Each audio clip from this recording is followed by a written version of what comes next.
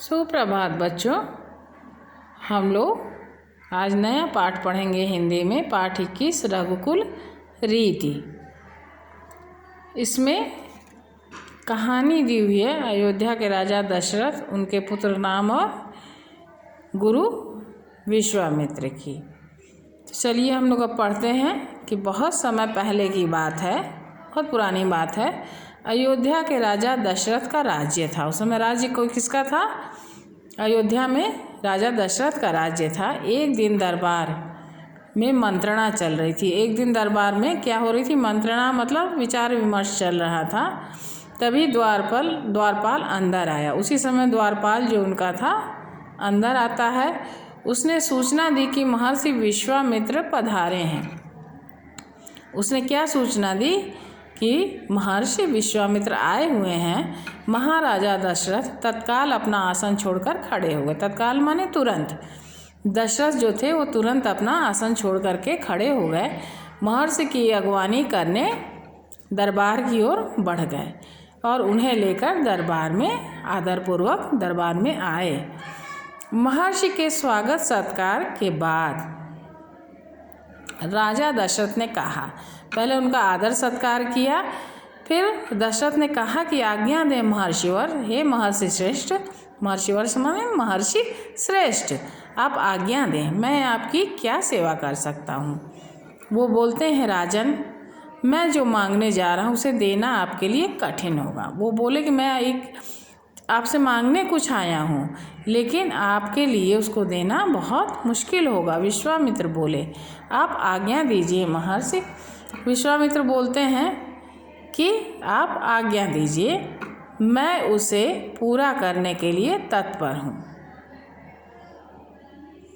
यहाँ पर विश्वामित्र बोलते हैं कि जो हम मांग रहे हो आप देना कठिन होगा, लेकिन दशरथ क्या बोले कि आप आज्ञा दीजिए महर्षि, मैं आपकी आज्ञा पूरा करने के लिए तैयार हूँ। तत्पर माने तैयार हूँ। बिल्कुल नहीं हिचकूँगा, मैं बिल्कुल भी नहीं सोचूंगा उसके बारे में, जरा भी नहीं ठिठकूँगा।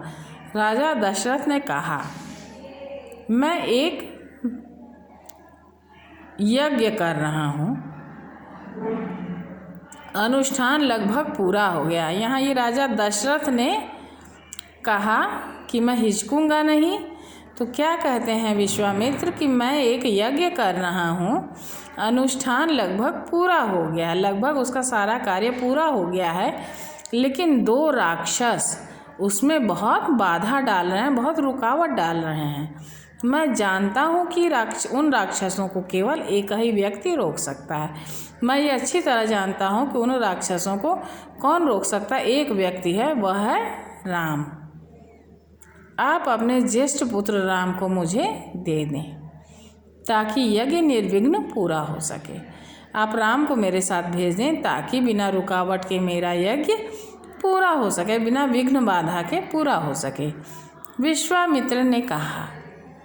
राजा दशरथ पर जैसे बिजली गिर पड़ी। जब विश्वामित्र ने कहा कि राम को मुझे आप दे दें, तो बिजली गिर पड़ना मतलब बहुत ज़्यादा कष्ट होना, बहुत ज़्यादा परेशानी आ जाना, मुसीबत आ जाना। वह अचकचा गए। वो क्या हो गए? वो घबरा से गए। उन्हें उम्मीद ही नहीं थी कि मुनिवर उनके प्रिय राम को मांग लेंगे। उनको ये आशा नहीं थी कि ये मुनि श्रेष्ठ जो हैं उनके राम को मांगने आए हैं। दशरथ चिंता में पड़ गए, बहुत ज़्यादा चिंतित हो गए। विश्वामित्र दशरथ की दुविधा समझ रहे थे। उन्होंने कहा, मैं राम को केवल कुछ दिनों के लिए मांग रहा हूँ। वो समझ गए कि ये बहुत ज़्यादा असमंजस में पड़ गए हैं, दुविधा में पड़ गए हैं, तो उन्होंने सफाई दी कि मैं कुछ दिन के लिए सिर्फ मांग रहा हूँ, यज्ञ 10 दिन में संपन्न हो जाएगा। 10 दिनों में ये यज्ञ पूरा हो जाएगा। महाराज दशरथ पुत्र वियोग की आशंका से कांप उठे। महाराजा दशरथ को राम बहुत प्रिय थे, तो पुत्र से दूर रहने की आशंका से ही वो कांपने लगे, डर गए, घबरा गए। दरबार में सन्नाटा छा गया। सारे दरबार में लोग चुप्पी साध लिए, एकदम चुप हो गए। दशरथ की दशा देखकर मंत्री चिंतित थे पर चुप थे। दशरथ की स्थिति देख के सारे मंत्री बहुत ज़्यादा क्या थे, दुखी हो गए थे, चिंतित हो गए थे, लेकिन चुप थे वो लोग। महर्षि वशिष्ठ भी शांत थे। इतने में दशरथ कांपकर बेहोश हो गए। इतने में क्या हुआ, दशरथ कांपते कांपते बेसुध हो गए, बेहोश हो गए। होश आया तो डर ने उन्हें फिर जकड़ लिया। होश में जब आए तो फिर वो डर गए, फिर घबरा गए राम के जाने की आशंका से। संज्ञा शून्य होकर दोबारा गिर पड़े। संज्ञा शून्य होना मतलब बेहोश हो जाना। बेहोश होकर वो फिर दोबारा भूमि पर गिर पड़े। तो बच्चों, आज के लिए इतना ही। फिर हम लोग मिलते हैं अगली कक्षा में। तब तक के लिए धन्यवाद।